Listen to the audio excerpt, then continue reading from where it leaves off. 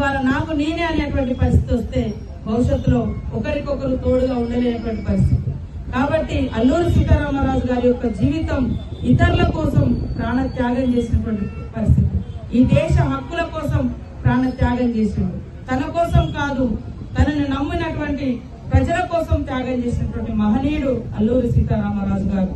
వారికి జోహార్లు అర్పిస్తూ ఈ రోజు మరి పార్లమెంట్ లో ఉన్నటువంటి పెద్దలందరూ కూడా ఈ విషయాన్ని ఆమోదించే విధంగా మేమందరం కూడా ఒత్తిడి తీసుకొస్తాం, విజ్ఞప్తి చేస్తామని తెలియజేస్తూ జోహార్ అల్లూరి సీతారామరాజు, జోహార్ అల్లూరి సీతారామరాజు. పోరాట వీరుడు. అదే విధంగా ఈ దేశాన్ని 200 సంవత్సరాలు పట్టి పీడించినటువంటి బ్రిటిష్ యొక్క నియంతృత్వ పాలనకు వ్యతిరేకంగా విరోచితంగా తను తన కుటుంబంతో పాటు మన్యంలో ఉన్నటువంటి ప్రతి ఆదివాసేతర బిడ్డలందరినీ కూడా బ్రిటిష్ వారి దోపిడీకి వ్యతిరేకంగా పోరాటంలో భాగస్వామ్యం చేసినటువంటి మహనీయుడు. ప్రజల కోసమే పోరాడి మరణించినటువంటి మరి కీర్తిశేషులు పెద్దలు గౌరవ పోరాట వీరుడు అల్లూరి సీతారామరాజు గారి యొక్క 127వ జయంతి సందర్భంగా ఈ రోజు క్షత్రియ సేవా సమితి ఆధ్వర్యంలో పెద్దలందరూ కూడా ట్యాంక్ బండ్ మీద ఈ ఉత్సవాన్ని నిర్వహించడం మాకందరికీ చాలా సంతోషదాయకం.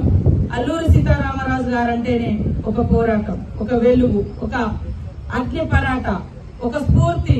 మరి ఆ రోజులలో అడవులలో జీవించేటువంటి వాళ్ళ కోసం ఏదో తన కుటుంబమో తన కులమో తన ఇదని కాకుండా ఎక్కడైతే అణచబడుతున్నారో ఆదిమ జాతి బిడ్డల హక్కుల కోసం బ్రిటిష్ వారికి వ్యతిరేకంగా పోరాడి మరి హక్కులను కాపాడుతూ ఈ క్రమంలో కనుమూసినటువంటి మహనీయుడు అమరజీవి అల్లూరి సీతారామరావు గారి యొక్క ఆశయాలను ఎప్పుడు కూడా మేము గుర్తు పెట్టుకుని మరి భవిష్యత్ తరాలకు అందిస్తామని తెలియజేస్తూ ఖచ్చితంగా పార్లమెంట్ లో కూడా ఈ యొక్క తెలుగు ప్రాంతాల నుంచి వచ్చినటువంటి మహనీయుడు మన్యం వీరుడిగా పేరుగాంచినటువంటి అల్లూరి సీతారామరాజు గారి యొక్క విగ్రహాన్ని ప్రతిష్ఠింప చేయాలని కూడా ఈ సందర్భంగా కేంద్ర ప్రభుత్వాన్ని కోరుతా ఉన్నాము. తప్పకుండా మహనీయుల యొక్క స్ఫూర్తి, వారి యొక్క జీవిత చరిత్ర భవిష్యత్ తరాలకు అందించినప్పుడే ఈ సమాజంలో ఒకరి కోసం ఒకరు పనిచేయాలన్నటువంటి ఆలోచన దృక్పథం ఉంటుంది. కానీ రాను రాను సమాజం చూస్తుంటే ఎవరికి